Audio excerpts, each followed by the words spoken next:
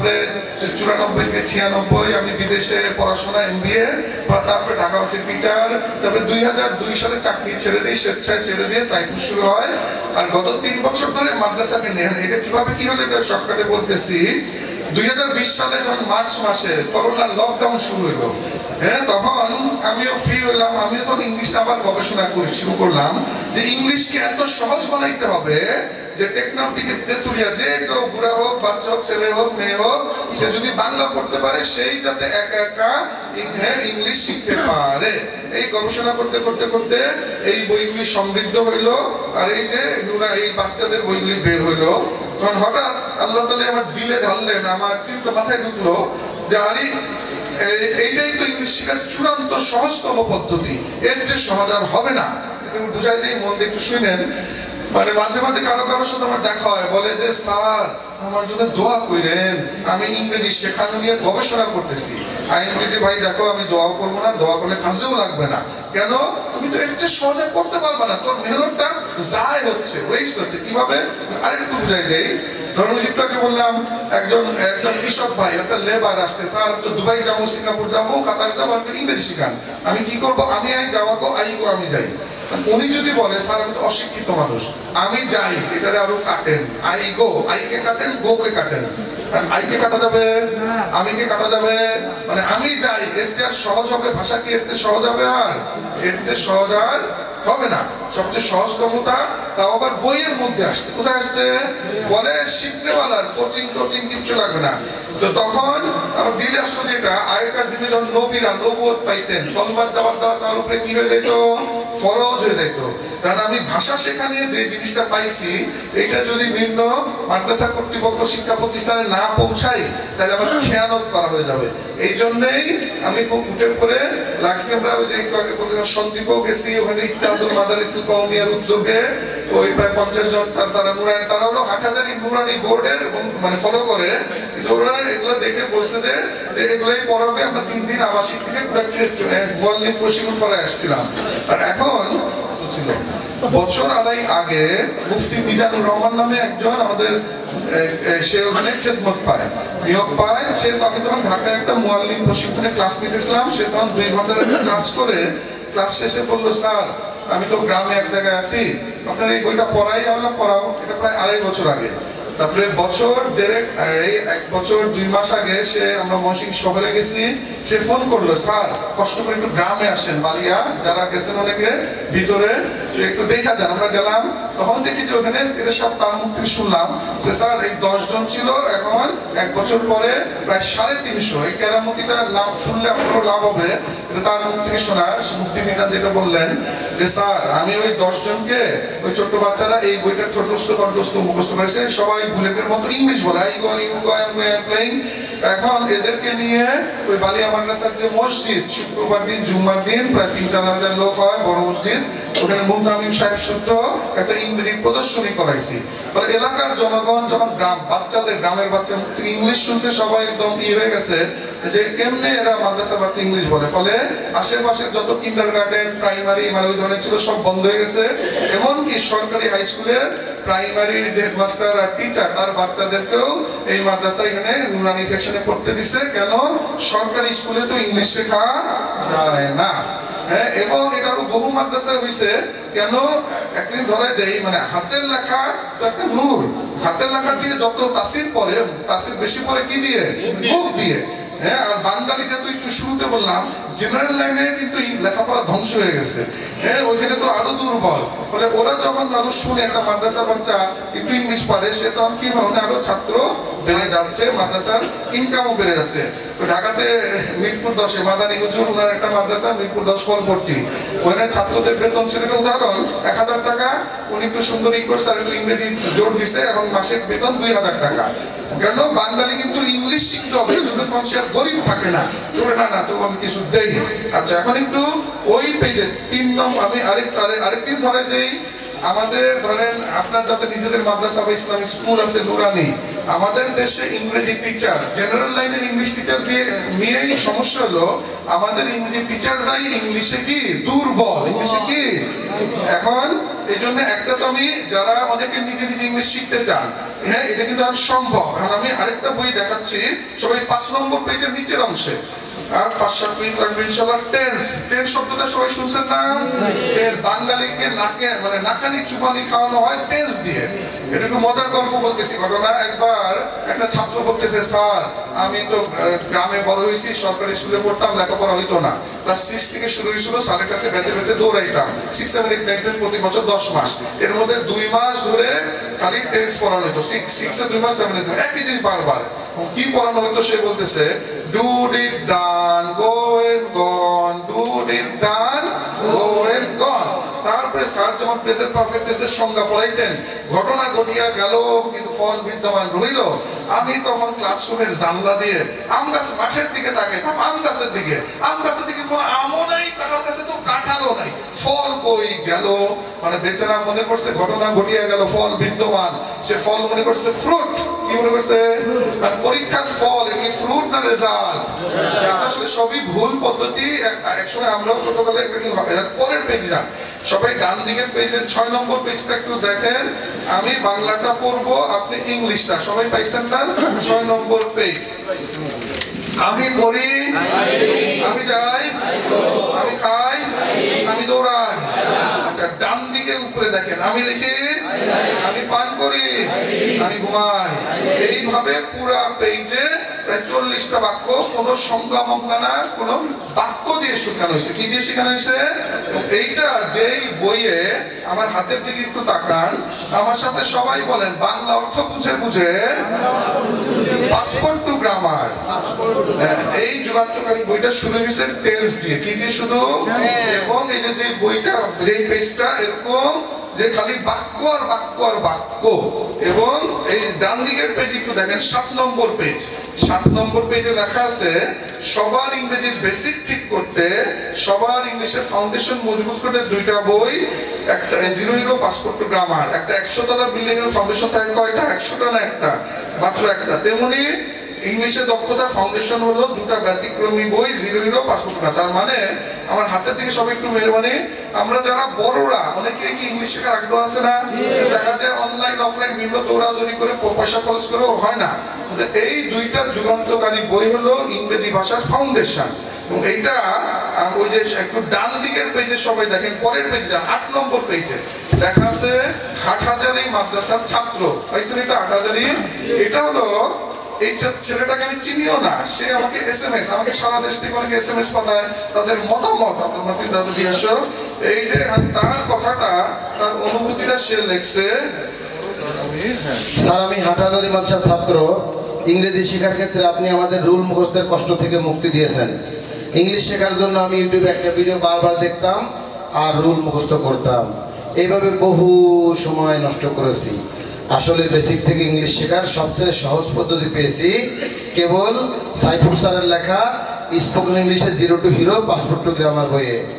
সবচেয়ে বড় কথা, সাইফুর স্যার বইগুলো পড়তে, বুঝতে ও শিখতে কোনো স্যার বা উস্তাদ লাগে না, নিজে নিজে পড়েই শেখা যায়। আলহামদুলিল্লাহ।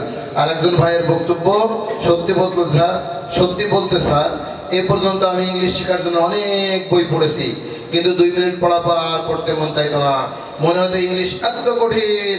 স্যার আলহামদুলিল্লাহ, আমি 2 দিন হলো ইংলিশে জিরো থেকে হিরো পাসপোর্ট টু গ্রামার বই দুটো পড়ে মনে হচ্ছে ইংলিশ একেবারে পানির মতো সহজ। এই 2 দিনে যা কিছু শিখেছি 10 বছরেও তা শিখিনি। মানে 2 দিনে যা শিখছে 10 বছরেও শিখে নাই। এটা কেন হচ্ছে এটা বলে আমি তা বিশেষ করে বলতে পারি। আমার হাতে ফাইনাল, এখন এটা আপনার নুরানি বা ইসলামী স্কুলের জন্য উপকারী হবে একটা জিনিস, এটা খুব গুরুত্বপূর্ণ। আমার হাতে হলো কিসের বই দেখছেন না অনেকে? বোর্ডের বই। কিসের বই? সরকারি প্রাইমারি বোর্ডের বই। বোর্ডের 1, 2, 3, 4, 5 সরকার একটা ফ্রি দেয় ইংলিশ বই। আচ্ছা, এখন খুব খেয়াল করে এটা বুঝেন, এই বোর্ডের বই ইংলিশ ফর টুডে 1 থেকে 5 বোর্ডের বই কোনো বাংলা অর্থ আছে? বাংলা অর্থ নাই। এটা খুব মন দিয়ে বুঝে নেন কেন বাংলা অর্থ নাই। পুরোটা ইংলিশ টু ইংলিশ 1 থেকে 5। যে অক্সফোর্ড ভার্সিটি থেকে ওহি নাজিল হয়েছে। কি নাজিল হয়েছে? ওহি। যে you have to teach English through English, ইংলিশকে তবে ইংলিশ দিয়ে। আমি বলি যে না, এটা তো ভুল কথা। চাইনিজ দিয়ে কি চাইনিজ শেখা যাবে? এই কোদিকতে মই দেশকা ইচিনি সান শিয়ন গোর কুশিচিনা না হাচি কুদাসে কনিচো চাইনি বেংটাং চাইনিজ শিখছেন আজ দেড় ঘন্টা চাইনিজ বলে হবে, বাংলা অর্থ বুঝে দিতে হবে না? বলে এখন ওই অক্সফোর্ড ভার্সিটি অভিনাতি হয়েছে ফলে বোর্ড অফিসের উন্মতরা, তার মানে মতিঝিলে অবস্থিত সরকারি যে বোর্ড, ওইটার যে অফিস, ওইটার যে লেখক সরকারি আমলাবৃন্দ ওই অহির উপরে আমল করে বাংলাদেশের এই যে প্রাইমারি কোনো বইয়ে কোনো বাংলা অর্থ নাই।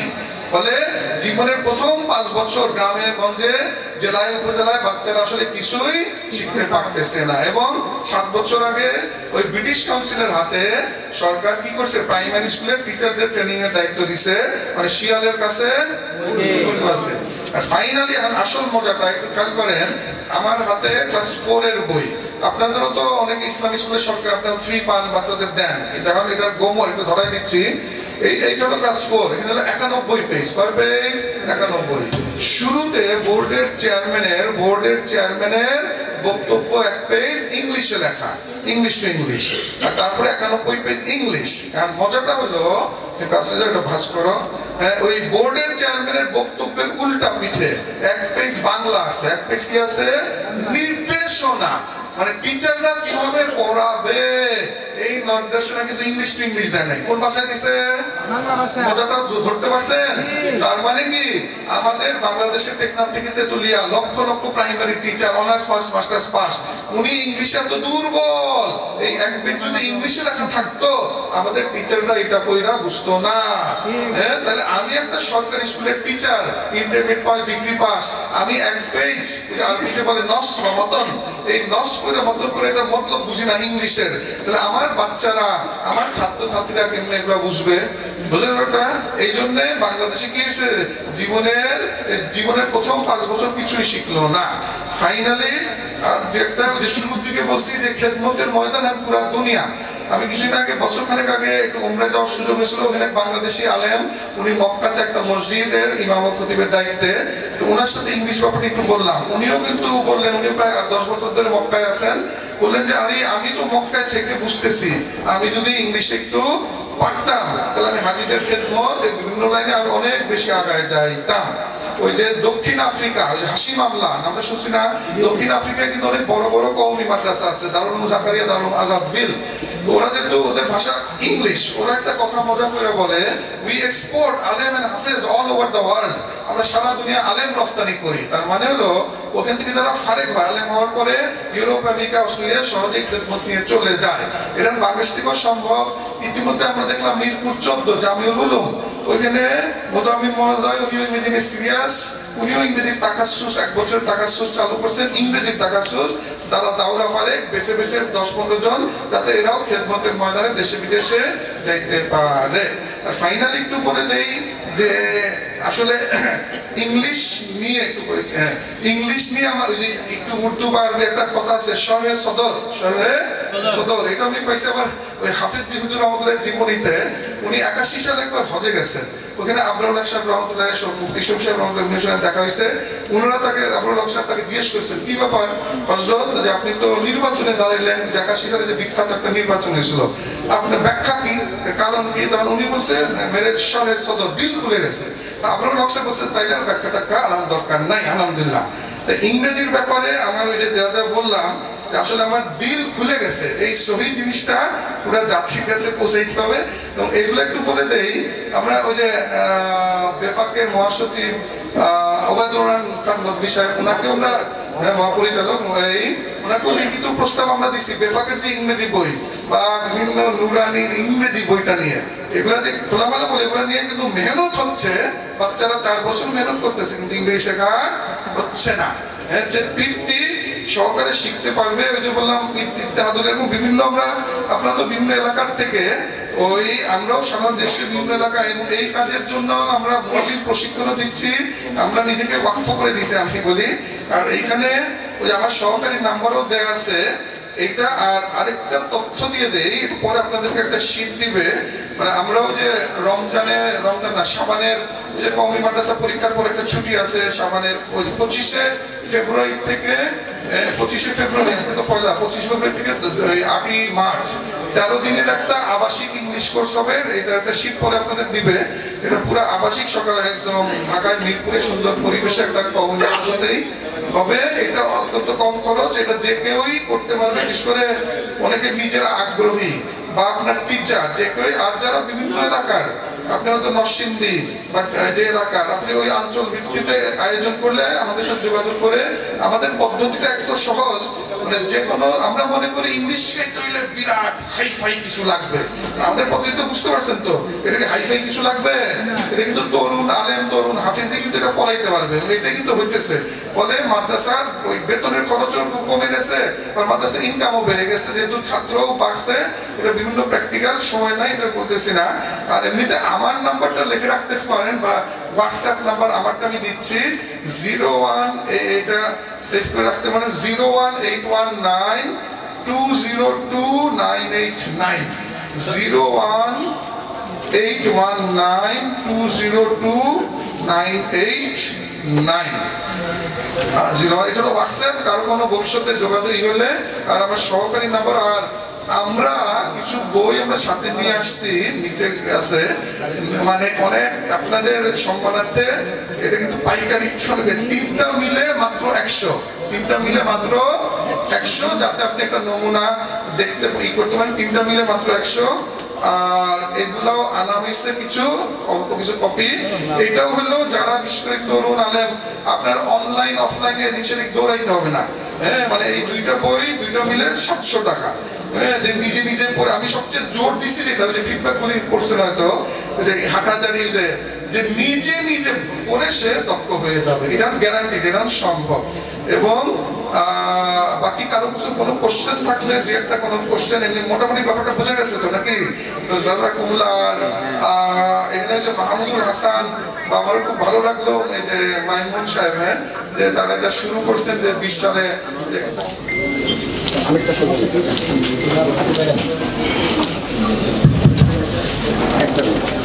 যেতে পারবো।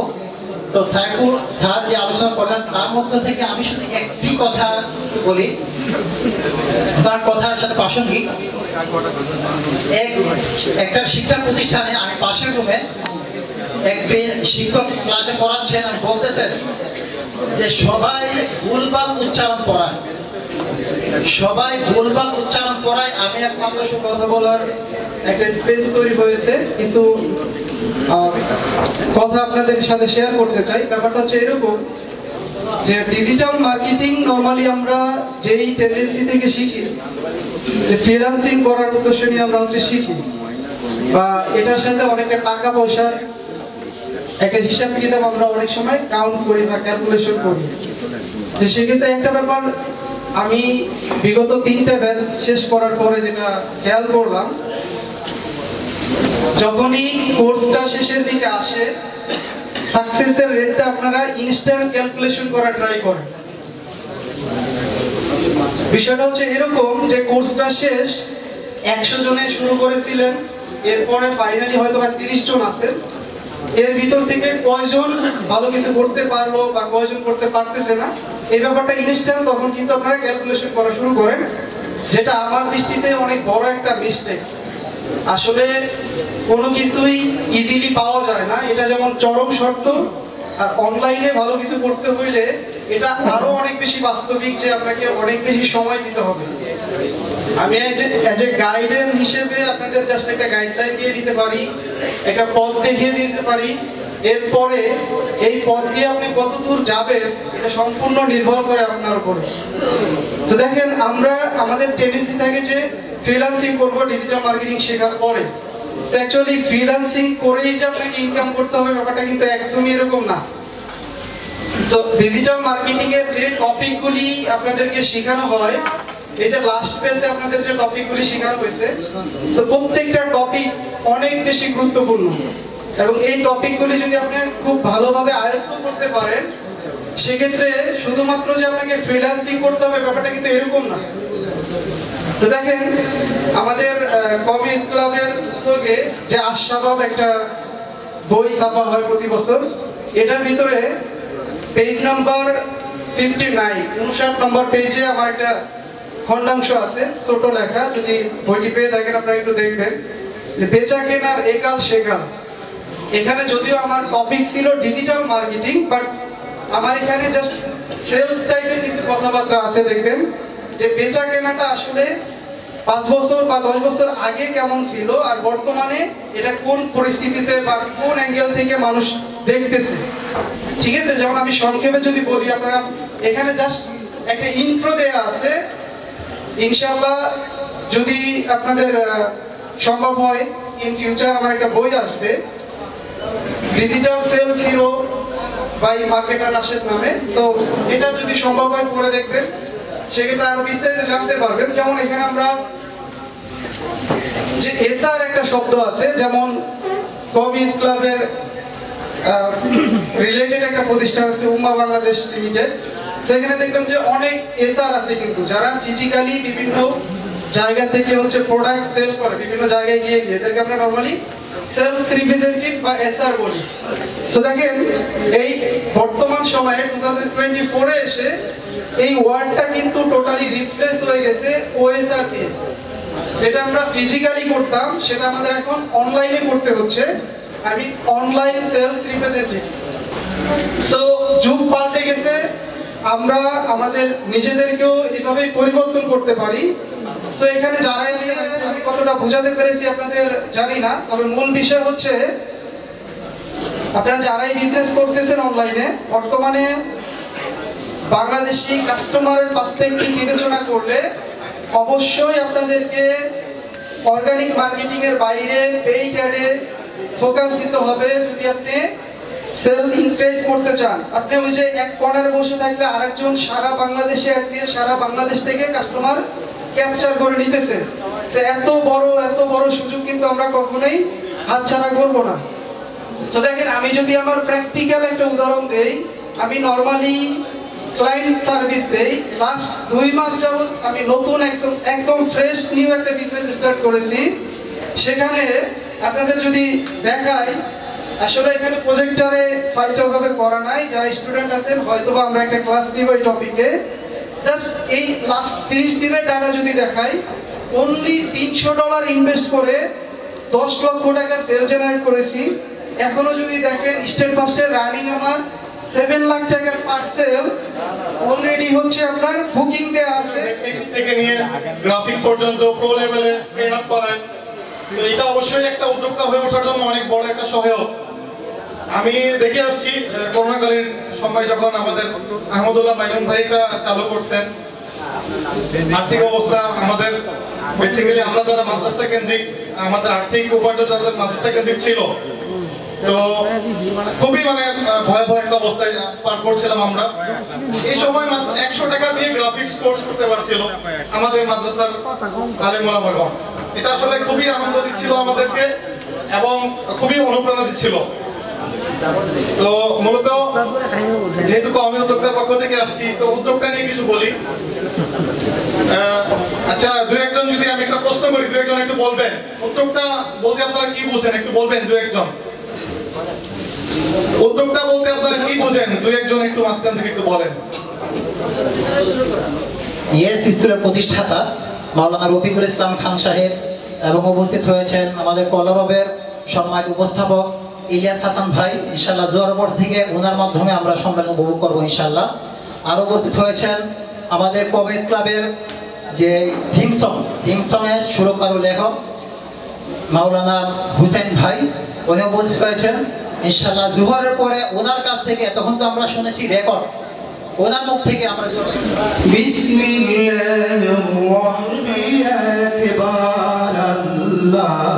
আমাকে কাছে টানো বারবার, তোমাকে ডাকি যদি একবার আল্লাহ, আমাকে কাছে টানো বারবার। যদি পথ ভুলে যাই আমাকে দিও ঠাই, যদি পথ ভুলে যাই আমাকে দিও ঠাই, দিও দিশা এইটুকু আবদার আল্লাহ, আমাকে কাছে টানো বারবার। তোমাকে ডাকি যদি একবার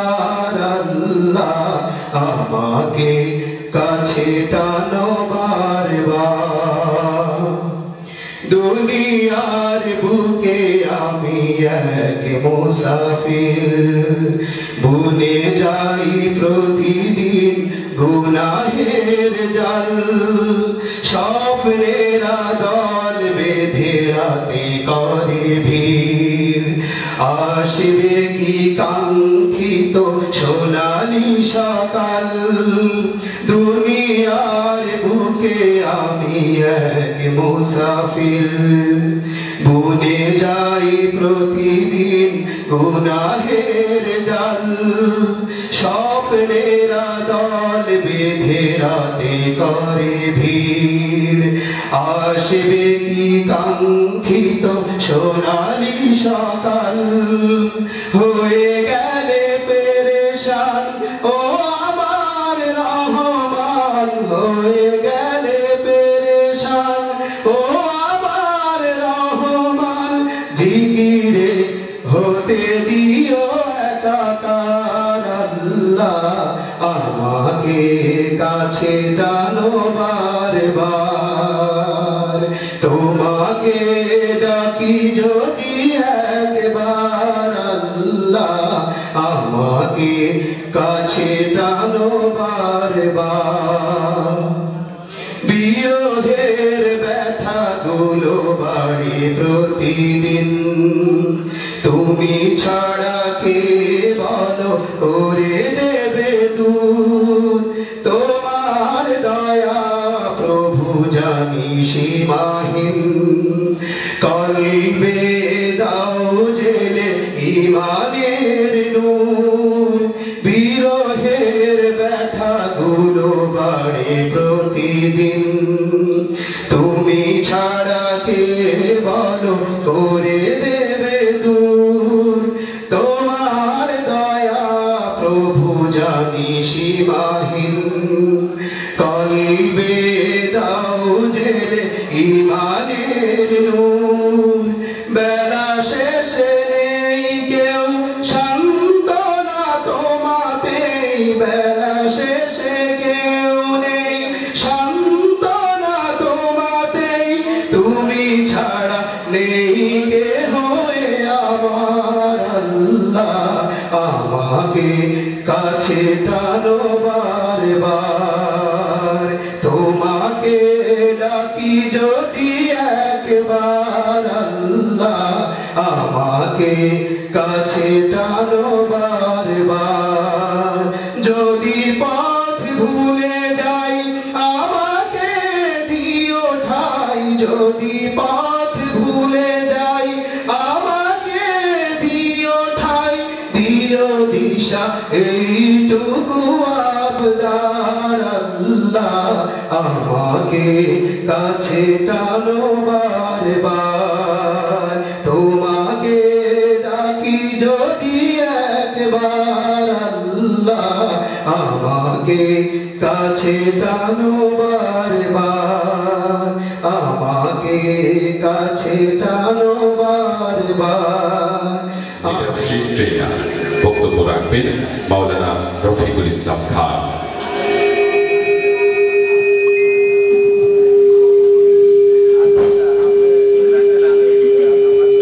আসসালামু আলাইকুম।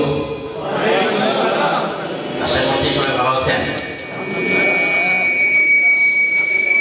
খাবার পরে আমরা সবাই একটু দাঁড়িয়ে যাই প্লিজ। আমরা এখন একটু এক্সারসাইজ টিকা খাবো প্লিজ। সবাই এখন এক্সারসাইজ টিকাও। সামাজিক মূলক কর্মকাজের উপরে কিছু আলোচনা করা।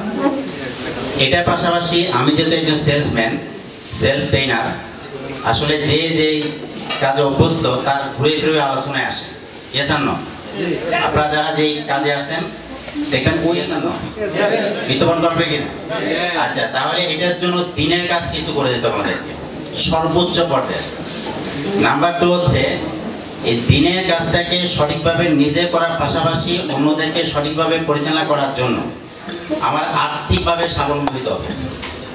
কে ঠিক না বলেন? এই আর্থিকভাবে স্বাবলম্বী হওয়ার জন্য খুঁজে খুঁজে পাই না। সেই বাথরুমে মসজিদে যার উপরে আছে, আপনি ওগুলো খেয়াল রাখতে পারেন না। তা আমি প্রত্যুত্তর কিছু বলি নাই, চুপচাপ ছিলাম। জোহরের নামাজের টাইম 1:30, আমি 1:30 বেজে গেছে, নামাজ পড়াচ্ছি না। 1:45 বেজে গেছে, নামাজ পড়াচ্ছি না। 2টা বেজে গেছে, নামাজ পড়াচ্ছি না। সেক্রেটারি সাহেব বলতেছে, হুজুর কি ব্যাপার, বসে আছেন নামাজ পড়াচ্ছেন না? তো উত্তরে বললাম যে মুতাল্লি সাহেব আজকে ইমামতি করবে। কেন বললাম, সেটা মুতাল্লি সাহেবকে প্রশ্ন করেন। সেক্রেটারি সাহেব একটা ঘটনা সন্দেহ করে গেছে, নিচে একটা ঘটনা ঘটছে। পরক্ষণে সেক্রেটারি সাহেব আমাকে রিকোয়েস্ট করতেছে, হুজুর যাই হয়েছে হয়েছে, পরে আমরা শুনতেছি আপনি একটু নামাজটা পড়েন। আচ্ছা, নামাজ পড়লাম। এরপর বলতেছে, হুজুর আপনি এটা কেন বললেন? বললাম, যিনি ইমামকে ধমক দিয়ে কথা বলার ক্ষমতা রাখে তিনি তো ইমামের চেয়ে যোগ্য, এটা কিনা? তাহলে তিনি তো নামাজ পড়াবেন। তিনি কি পড়াবেন? আমার তো তার পিছনে নামাজ পড়া যায়, আমার পিছনে তার নামাজ পড়া ঠিক হবে না। সে যোগ্য ব্যক্তি, সে নামাজ পড়াবে। আমি অধম ব্যক্তি, আমি তার পিছনে নামাজ পড়বো। পরে মুতাল্লি, হ্যাঁ আমি কি বলছি আপনাকে? আপনাকে শুধু বলছি মসজিদে যাও, বাথরুমে কেন যাবে? বললাম যে ইন্টারভিউ যেদিন নিয়েছেন সেদিন কি বলছেন যে মসজিদে যারও পাহারা দিলে মাসে আরো 4000 টাকা বেতন দেওয়া হবে? ইন্টারভিউ যেদিন নিয়েছেন সেদিন কি বলছেন যে আপনার ইমামতির পাশাপাশি মসজিদে ঝাড়ু পাহারা দিতে হবে, বদনা পাহারা দিতে হবে?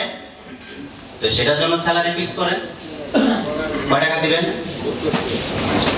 এরপর থেকে প্রত্যেকটা জুমার বয়ানে চেষ্টা করেছি যে একজন ইমামকে মূল্যায়ন করলে কতটুকু গুরুত্ব, তাদের লাভ হবে কি, এবং মূল্যায়ন না করলে তাদের ক্ষতিকারক দিকটা কি হবে। সেদিনই সিদ্ধান্ত নিয়েছি যে আমাকে এমনভাবে প্রতিষ্ঠিত হতে হবে যে যাতে আমি এরকম অসংখ্য মসজিদ কমিটিকে সুন্দর পরামর্শ দিতে পারি।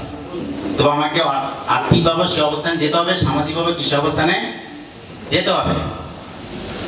পরক্ষণে আমি উদ্যোক্তা হওয়ার জন্য বিভিন্নভাবে চেষ্টা করে যাচ্ছি। উদ্যোক্তা হচ্ছি, ব্যবসা করছি, আবার সফল হচ্ছি, আবার ব্যর্থ হচ্ছি। একটা পর্যায়ে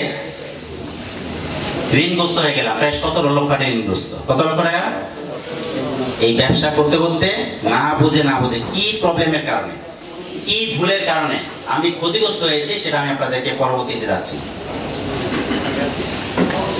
পরবর্তী যখন বুঝতে পারছি না, আবার নতুন করে কিছু করতে হবে, নতুন উদ্যমে মাত্র 400 টাকা বিনিয়োগ করে, কত টাকা ভাই? 400 টাকা বিনিয়োগ করে আমার আবার উদ্যোক্তা কার্যক্রমটা শুরু করি। হাঁটি হাঁটি পা পা করে বর্তমানে আমার নেতৃত্বে প্রায় 3 কোটি টাকার প্রোডাক্ট সেল হচ্ছে। বলেন কত কোটি টাকা? 3 কোটি টাকা গেল আমার উদ্যোক্তার বিষয়টা। সামাজিক বিষয় হচ্ছে মাত্র 2, 4, 5 জন উদ্যোক্তা থেকে আমি একটা সংগঠন শুরু করি। বর্তমানে আলহামদুলিল্লাহ আমাদের ইয়েস গ্রুপে প্রায় 2.5 লক্ষ উদ্যোক্তাদের একটি প্ল্যাটফর্ম প্রতিষ্ঠিত হয়েছে। এমন একটা প্ল্যাটফর্ম তৈরি হয়েছে, এখন যদি আমরা দিনের কাজের জন্য একজন থেকে যদি 100 টাকা করে যদি কোনো একটা দিনের কাজের জন্য সহযোগিতা চাই, পাবো কিনা বলেন? কি পরিমাণ টাকা আসতে পারে আপনি চিন্তা করছেন? এবং আমরা বড় ধরনের যে কোনো পদক্ষেপ নিলে আলহামদুলিল্লাহ আমরা প্রতিটা পদক্ষেপ সাকসেস করতে পারি। আপনারা জানেন যে রোহিঙ্গাদের যখন বাংলাদেশে আসে,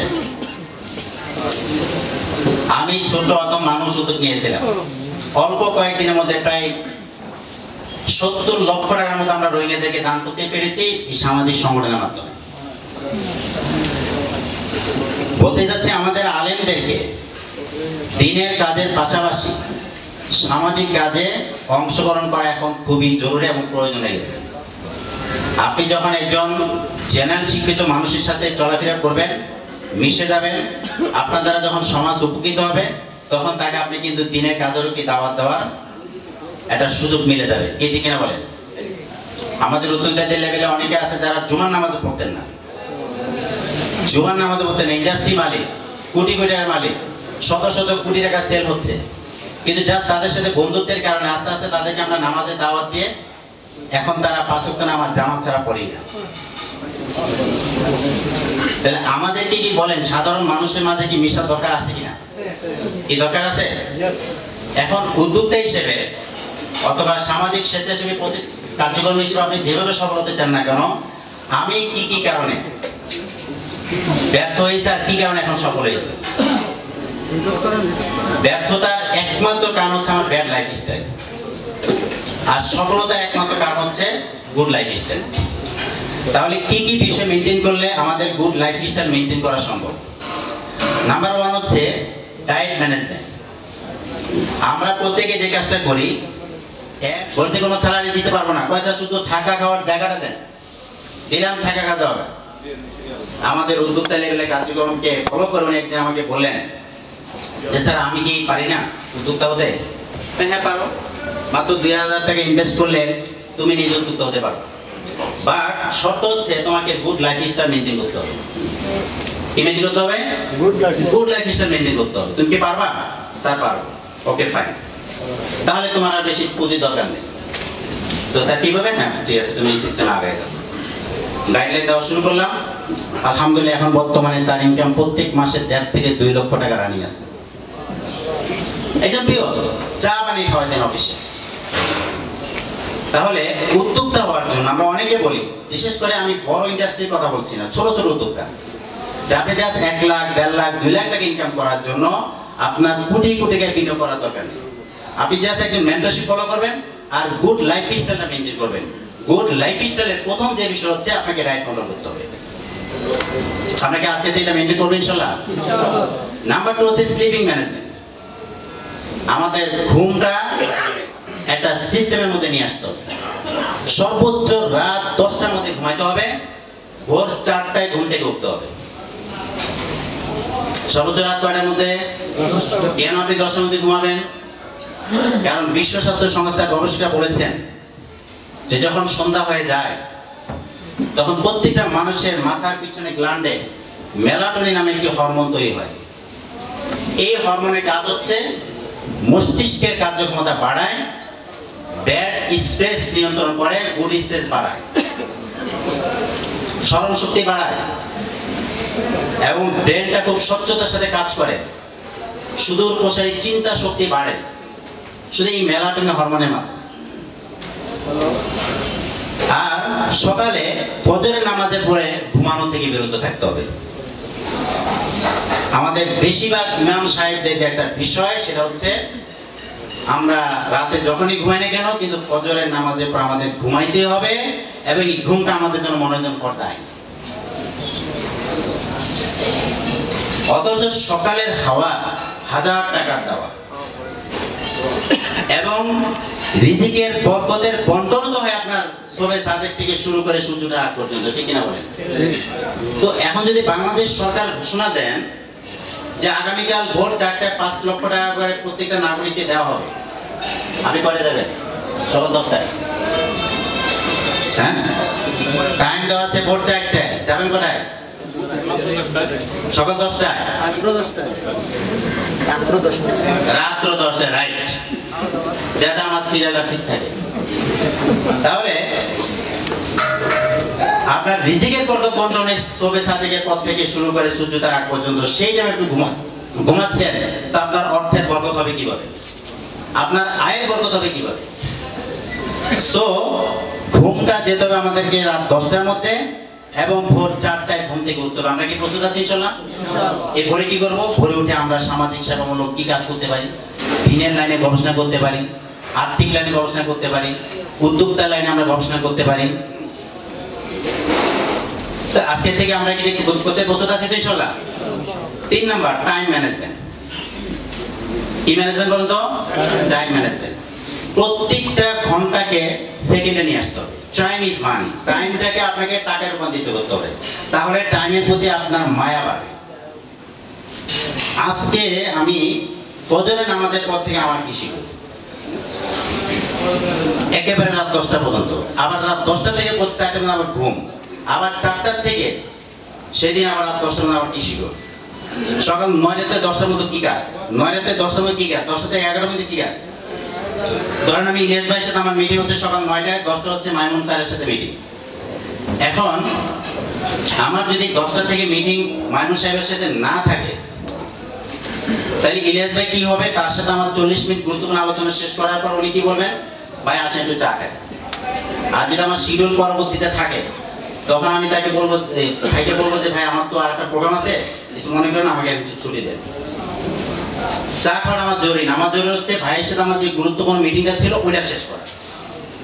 তো আমাদের পরবর্তী শিডিউলের মধ্যে না থাকার কারণে আমরা একটা প্রয়োজনীয় কাজের মধ্যে যেখানে টাইম লাগার দরকার 40 মিনিট, সেখানে আমরা অনেক সময় 3 ঘন্টা সময় ব্যয় করে ফেলি।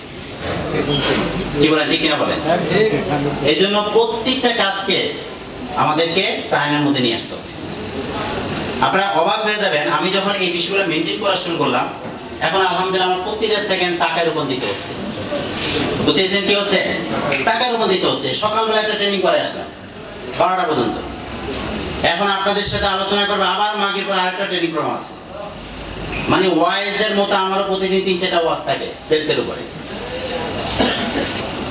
হাতিও পাই, কারণ দুনিয়ার লাইনে কথা বলে তো হাতিয়ে নেওয়া যায় যাচ্ছে না। কি বলেন নাকি নাই? মানে আমার কথা যদি আপনার ব্যবসা বাড়ে তাহলে কি টাকা না যাচ্ছে না? এখানে ওয়াজ করলে যদি টাকা না যায় তো সেলসের কথা বলে তো টাকা নেওয়া যায় নাকি? আলহামদুলিল্লাহ আপনাদের 2 ঘন্টা ট্রেনিং করালে মোটামুটি 30,000 টাকার মধ্যে টাকা পাই। 2 জায়গা করালে 60,000 টাকা। এবং এই ট্রেনিং কিভাবে করাতে হয়, কিভাবে জানতে হয়, শিখতে হয়, ভুটান থেকে, শ্রীলঙ্কা থেকে, ইন্ডিয়া থেকে, কলকাতা থেকে আরো বিভিন্ন জায়গাতে ট্রেনিং নিয়ে যতটুকু পারি চর্চা করার চেষ্টা করছি।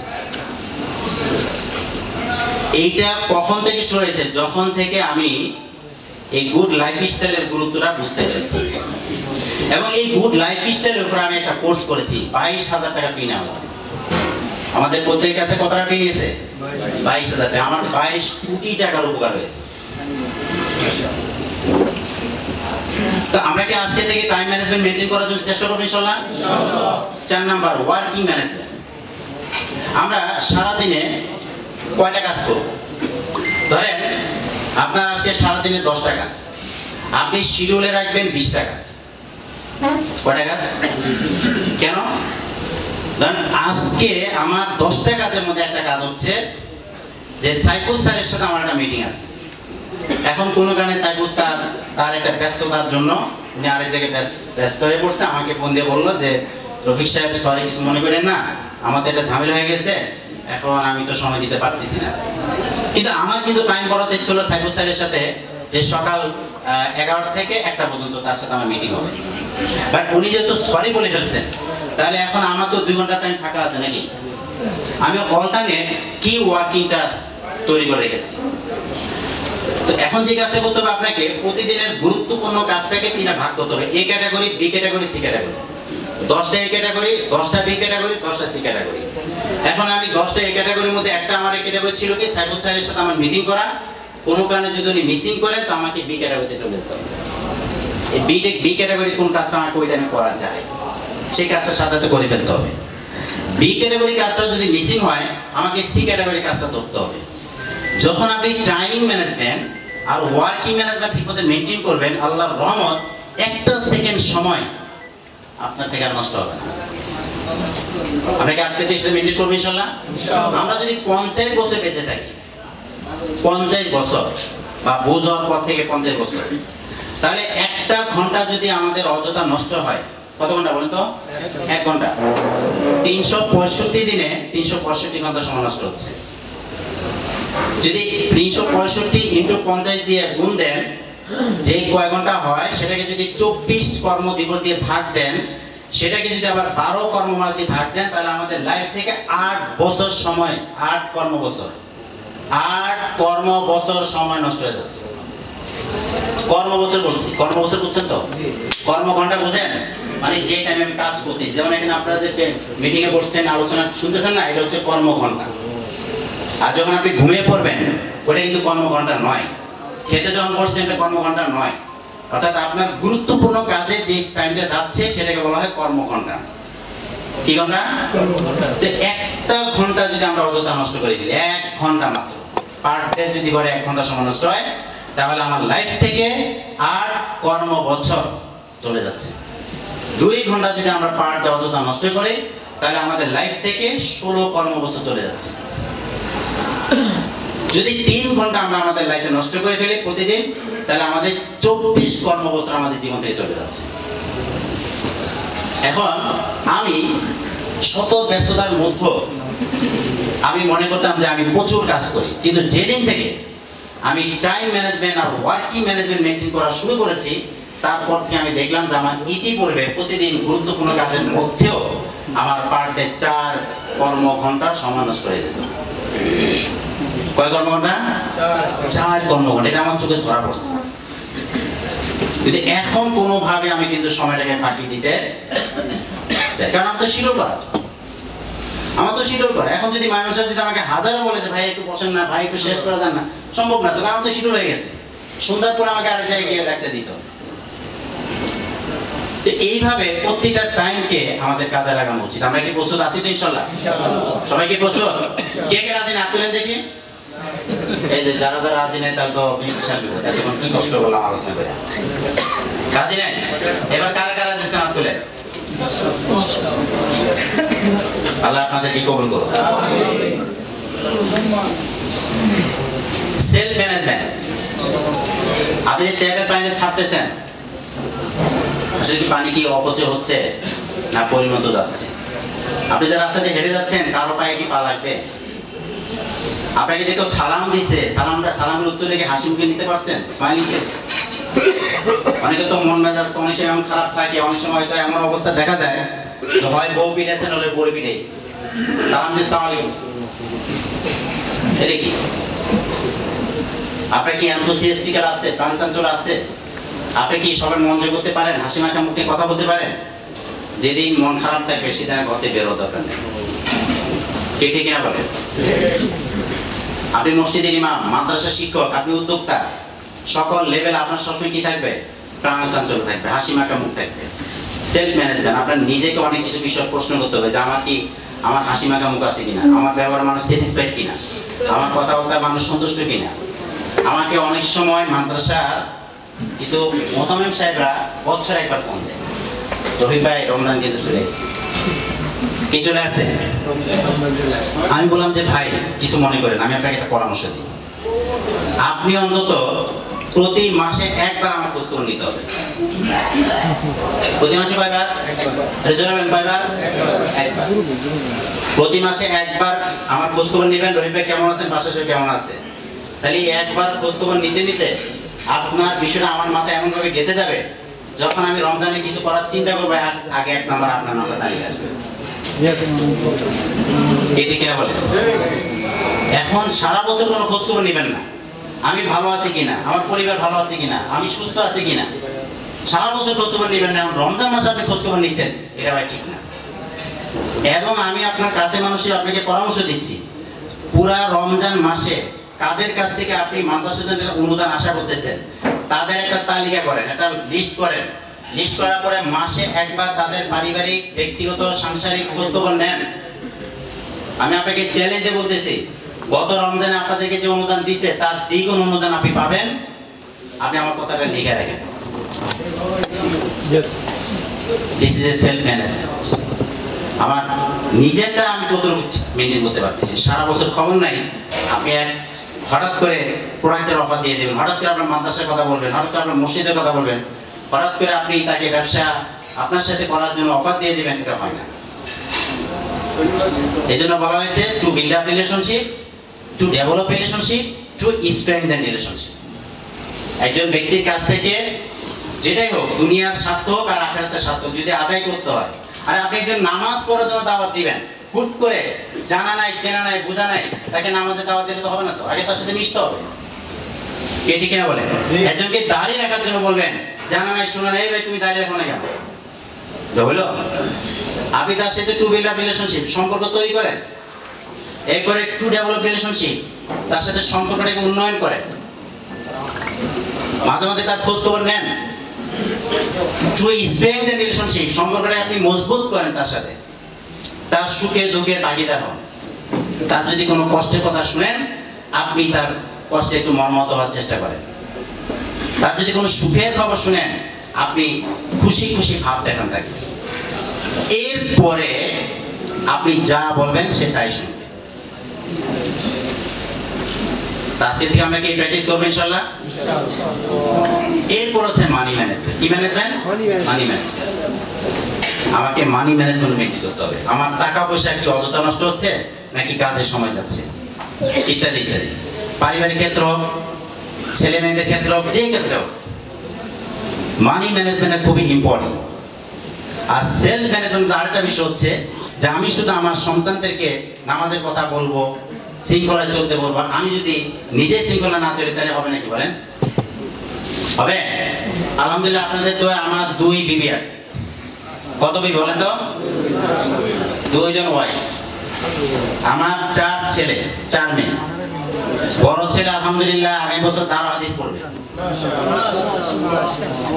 আমার 2 ম্যাডামকে নিয়ে ঈদ একসাথে করি, কোরবানি একসাথে করি, মাসে অন্তত একবার আমরা একসাথে খাওয়া দাওয়া করি, 2বার চেষ্টা করি, না হলে অন্তত কয়বার? সকল ছেলে মেয়েদেরকে নিয়ে 2 ম্যাডামকে নিয়ে একসাথে বসে মাঝে মাঝে একটু ঘুরতে যাই, 2 ম্যাডামকে নিয়ে বেড়াতে যাই। This is a self management. এটা সম্ভব ছিল না যদি সেলফ ম্যানেজমেন্ট আমি না বুঝতাম। তার মানে আগে নিজেকে ঠিক করতে হবে। আগে ঠিক করতে হবে, নিজেকে ঠিক করতে হবে। আমার কোন কোন জায়গায় প্রবলেম, কোন কোন জায়গায় অসুবিধা, সেটা আগে ঠিক করতে হবে। Self management. আপনি যে সেলফ ম্যানেজমেন্টটা না বুঝেন, এটা আমাদের বাংলাদেশের প্রেক্ষাপটে যে একটা মানে প্রতিক্রিয়া, যে দ্বিতীয় বিবাহ করলে কি একটা মানে কি ঘৃণার পাত্র নাকি? আমাদেরকে দেখে আশেপাশে এলাকার মানুষ আশ্চর্য হয়ে যায়। আমার ছোট ম্যাডামের বাসায় যদি বড় ম্যাডাম আসে, আশেপাশে ভাড়াটিয়ারা অবাক হয়ে যায় যে উনি কি আপনার কি কয় সতীন নাকি, উনি আপনার সতীন নাকি? আবার আমার বড় ম্যাডামের বাসায় ছোট ম্যাডাম গেলে আশেপাশে সবাই আশ্চর্য হয়ে যায়। এটা অন্য কিছু না, জাস্ট সেলফ ম্যানেজমেন্ট। কি ম্যানেজমেন্ট? Time management. 4 নম্বর কি বলেছিলাম? 5 নম্বর কি বলেছিলাম? 6 নম্বর কি বলেছিলাম? Money management. বাসায় বলা আছে টাকা নাও, কোনো সমস্যা নেই, কিন্তু মাস শেষ হিসাব দিতে হবে। কোনটা যৌক্তিক কোনটা অযৌক্তিক আমাকে বুঝাই দিতে হবে। যৌক্তিক তো আমার কোনো সমস্যা নেই, কিন্তু আস্তে আস্তে নিজেকে রেডি করো। হ্যাঁ, নিজেকে রেডি করো। একটা তৈরিকৃত বিজনেস আমি চেষ্টা করবো তোমাদেরকে দেওয়ার জন্য। বা তোমরা মাইন্ড সেট করো, নিয়ত করো। আর প্রত্যেক দিন 5 ওয়াক্ত নামাজে, যে কোনো 1 ওয়াক্ত নামাজে সলাতুল হাজত নামাজ পড়ে দোয়া করো যে আল্লাহ নামাজ পড়িয়ে, ইমামতি করিয়ে, মাদ্রাসা শিক্ষকতা করিয়ে বা ওয়াজ করে টাকা নিতে হবে, এই ব্যবস্থাটাতে না হয়। তুমি আমাকে হালাল বিজনেসের ব্যবস্থা করো যাতে ওই টাকাটা আমি ব্যবসা করে সংসার চালাতে পারি, আর আমার বাকি কাজগুলো যাতে দিনের কাজে ব্যয় হয়। এইভাবে আমরা নিয়ত করি, দেখবেন আল্লাহ সাহায্য করবে। কি সবাই প্রস্তুত আছেন ইনশাআল্লাহ? দোয়া করেন যে আল্লাহ জাতির কল্যাণের জন্য তুমি আমাকে কবুল করো। আমিন। এরকম দোয়া করেন, আল্লাহ কবুল করবে। আপনাদের হয়তো সারা জাতির খেদমত দেবে, কিন্তু দোয়া করতে হবে। শুধু চেষ্টা করলে হবে না, দোয়া করতে হবে। এই প্রস্তুত আছেন ইনশাআল্লাহ? সর্বোপরি জেনে না কেন কোনো প্রশিক্ষণের কোনো বিকল্প নেই। বাট কথা হচ্ছে প্রশিক্ষণ নিলে কি হবে, যখন আপনি আলেম হিসেবে একটা সামাজিক সেবামূলক কার্যক্রম শুরু করবেন, ব্যবসা শুরু করবেন, অনেকে হয়তো আপনাকে কি করতে পারে, তিরস্কার করতে পারে। কি করতে পারে? ক্রিটিসাইজ করতে পারে। তখন সেক্ষেত্রে আপনাকে একটু টেকনিক জানা থাকতে হবে। কি টেকনিক? যেমন এক ভদ্রলোক ডাক্তারি শিখছে, ডাক্তারি শেখার পরে সাইনবোর্ডে লিখছেন যে আমার এখানে রোগীর 100% চিকিৎসা দেওয়া হয়, সুস্থ হলে 300 টাকা ফি, আর যদি সুস্থ না হয় তাহলে আরো 300 টাকা জরিমানা সহ 600 টাকা ফেরত দেওয়া হবে। এই সাইনবোর্ডটা লাগানোর পরে দুনিয়ার রোগী হিসাব করে গেছে। এবার এলাকার কিছু দুষ্ট পোলা ভাই এই ডাক্তারকে দমন করার জন্য একটা প্ল্যান করলো যে এর কেমনে দমন করা যায়। একটা কাজ করে, আমরা যাবো ডাক্তারের কাছে, চিকিৎসা নিবো, কিন্তু বলবো যে সুস্থ হয়নি, তাই একটা ইনকামের ধান্দা শুরু হয়ে গেল। ঠিক আছে, এবার আসছে এক দুষ্ট বলা, 3 জনে মিলে যুক্তি করে একজনে পাঠাইছে। ডাক্তার সাহেব আমাকে ওষুধ দেন। কি ওষুধ? আমি যা খাই এগুলা মুখের মধ্যে রুচি নাই, ভালো লাগে না, রুচির ওষুধ দেন। ডাক্তার বুঝে নিচ্ছে ওর কথাবার্তার স্টাইল, ও যে দুষ্ট। ডাক্তারকে ঠেকানোর জন্য যেহেতু আইছে, ডাক্তার বুঝে নিচ্ছে। এবার ডাক্তার তার অ্যাসিস্ট্যান্ট বলে, এই অ্যাসিস্ট্যান্ট সাহেব এদিকে আসো। জি স্যার বলেন। আমার এই 72 নম্বর ওষুধটা দাও। এই যে হোমিওপ্যাথির নাম্বার থাকে না, 71, 72, 70, 60, 72 নাম্বারের ফাইলটা ওরে খাওয়াই দাও। তো 72 নাম্বারের ফাইলের ভিতরে ডাক্তার ইশারা দিয়ে কেরোসিন তেল ঢুকাই দিয়েছে। অ্যাসিস্ট্যান্টে বলছে কেরোসিন তেল ঢুকাই দাও, কানে কানে বলেছে। রোগী তো বুঝতে পারেনি। এখন 72 নাম্বার ফাইলটা আনসের সামনে আনার পরে ওরা খাওয়াই দিল 1 চামচ। ডাক্তার সাহেব আপনি আমার কি খাওয়াইলেন? কি খাইছো তুমি? আপনি তো আমার ক্যাশিন তেল খাওয়াইছেন। কয় দেখছো আমার ওষুধের কত পাওয়ার। এইটা যে কেরোসিন তেল তুমি বুঝলে কেমনে? আমার তো রুচি ফিরে আসছে। দাও আমার 300 টাকা দাও। খাইছিনি তোরা? সব কি হয়েছে? শেষ হয়ে গেছে। দেখে এইবার তুই জিতবি। ও দোস্ত কোন স্বামীরা আবার ঘুরে আল্লাহ জানে। না তুই যা, আবার অন্তত 300 টাকা তো লাভ হবে। ঠিক আছে, আবার গেছে। কয় ডাক্তার সাহেব আপনি তো আমার কেরোসিন তেল খাওয়াই দিলেন, আমার তো বিশাল ক্ষতি করে দিলেন। কি ক্ষতি? আমার তো স্মরণ শক্তি কিচ্ছু নাই, তো সব ভুলে দেয়। তাই নাকি? এবার আসছেন বলে অ্যাসিস্ট্যান্ট দিকে আসো। জি স্যার। কয় ওনার নাকি স্মরণ শক্তি নাই, ওনার ওই 72 নাম্বার ফাইলটা খাওয়াই। রোগী বলতেছে বুঝো এই ডাক্তার সাহেব আপনি কি বললেন এটা? আপনি তো সেই দিন 72 নাম্বার খাওয়াই আমার কেরোসিন তেল খাওয়াইছেন। এবার ডাক্তার বলতেছে আই আল্লাহ, দেখছো আমার ওষুধের খাওয়ার কত। খাওয়ার আগেই নাম শোনার সাথে সাথে তোমার সংশয়টি চলে আসছে। খাওয়ার আগে নাম শোনার সাথে সাথে কি হয়েছে? তোমার সংশয়টি চলে আসছে। তোমার মানে এটা তো বিশাল পাওয়ার আমার ওষুধ। এবার বুঝছো তো বা কাহিনী। দাও 300 টাকা দাও। 300 টাকা নিয়ে নিয়েছি।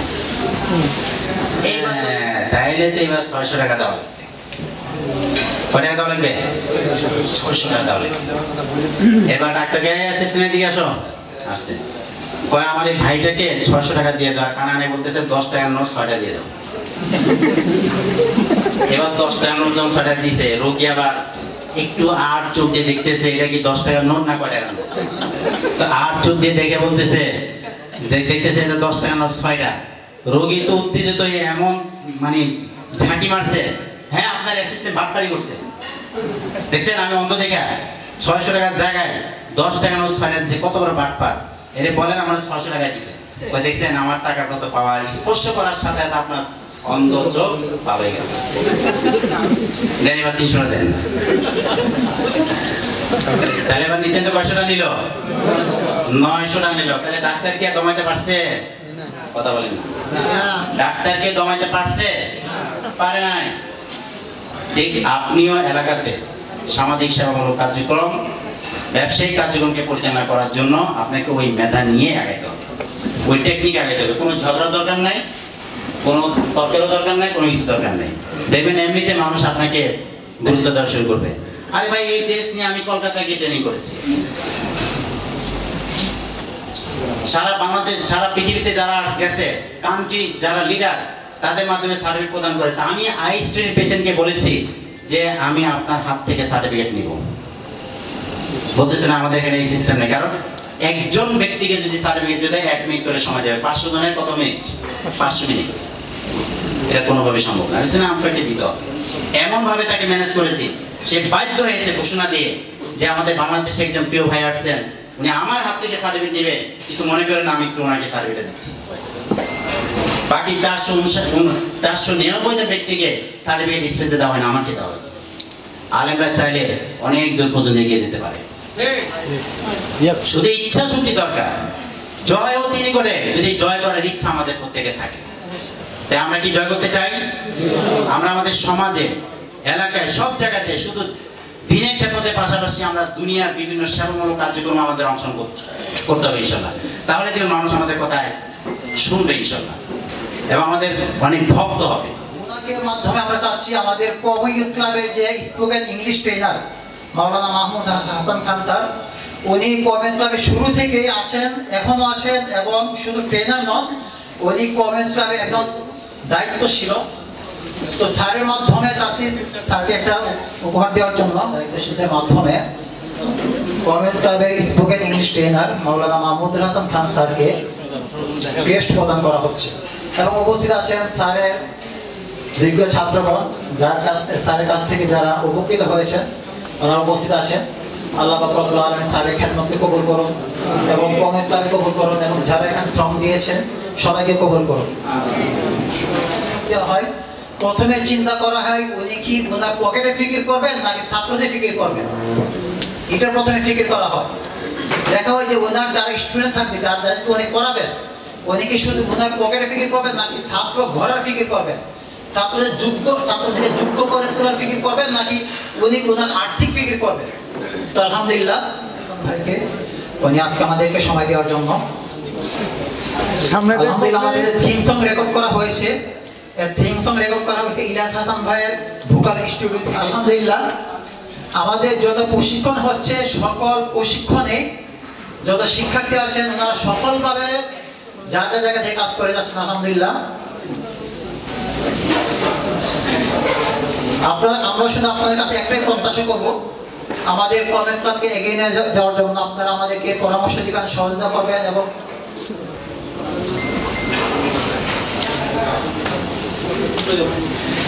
এবং এগিয়ে যাওয়ার জন্য যত সাপোর্ট আছে, পরামর্শ আছে আপনারা দিবেন। আর বিশেষ করে আমাদের মুরব্বীদের কাছে সবিনয় বিনীত অনুরোধ থাকবে, আমরা ছোট মানুষ, আমাদের ভুলভ্রান্তি হলে আমাদেরকে হাতে অর্থাৎ শাসন মাধ্যমে আমাদেরকে ধরিয়ে দিয়ে আমাদেরকে দেখিয়ে দেবেন কিভাবে কাজগুলো করলে আরো সহজ হবে, সুন্দর হবে। আবার জোরে সোরে সবাই বলে আলহামদুলিল্লাহ। আলহামদুলিল্লাহ কেন বললাম? কমেন্ট ক্লাবের ফাউন্ডার মাওলানা আহমদ আমিন সাহেবের পক্ষ থেকে ওনাদের 3 জনকে পুরস্কৃত করা হলো। তিনজনকে 3000 টাকা ওনাদের পুরস্কার করলেন। মাশাআল্লাহ। প্রতিটি মানুষের স্বপ্ন না হোক ভঙ্গ, হালাল পথে স্বাবলম্বী হতে দিশা দেয় কওমি যুব সংঘ, কওমি ইয়ুথ ক্লাব, কওমি যুব সংঘ। আমাদের লক্ষ্য প্রতিটি মানুষের স্বপ্ন না হোক ভঙ্গ, হালাল পথে স্বাবলম্বী হতে দিশা দেয় কওমি যুব সংঘ, কওমি ইয়ুথ ক্লাব। জ্ঞানের আলোয় আলোকিত করবে তোমার চারিধার, তোমার দ্বারা হোক না সদা মাখলুকাতের উপকার। জ্ঞানের আলোয় আলোকিত করবে তোমার চারিধার, তোমার দ্বারা হোক না সদা মাখলুকাতের উপকার। তোমায় দেখে গোটা সমাজে, তোমায় দেখে গোটা সমাজে অলস নিদ্রা যেন হয় ভঙ্গ, কওমি ইয়ুথ ক্লাব, কওমি যুব সংঘ। আমাদের লক্ষ্য প্রতিটি মানুষের স্বপ্ন না হোক ভঙ্গ, হালাল পথে স্বাবলম্বী হতে দিশা দেয় কওমি যুব সংঘ, কওমি ইয়ুথ ক্লাব। কওমি ঘরানার এক ঝাঁক তরুণ হাত ছানি দেয় তোমাকে, এসো বন্ধু সবে হতাশা ভুলে গড়ে তুলি আজ নিজেকে। কওমি ঘরানার এক ঝাঁক তরুণ হাত ছানি দেয় তোমাকে, এসো বন্ধু সবে হতাশা ভুলে গড়ে তুলি আজ নিজেকে। তোমার দক্ষতা সততা দিয়ে, তোমার দক্ষতা সততা দিয়ে সমাজের ভ্রান্তি করো সাঙ্গ, কওমি ইয়ুথ ক্লাব, কওমি যুব সংঘ। আমাদের লক্ষ্য প্রতিটি মানুষের স্বপ্ন না হোক ভঙ্গ, হালাল পথে স্বাবলম্বী হতে দিশা দেয় কওমি যুব সংঘ, কওমি ইয়ুথ ক্লাব, কওমি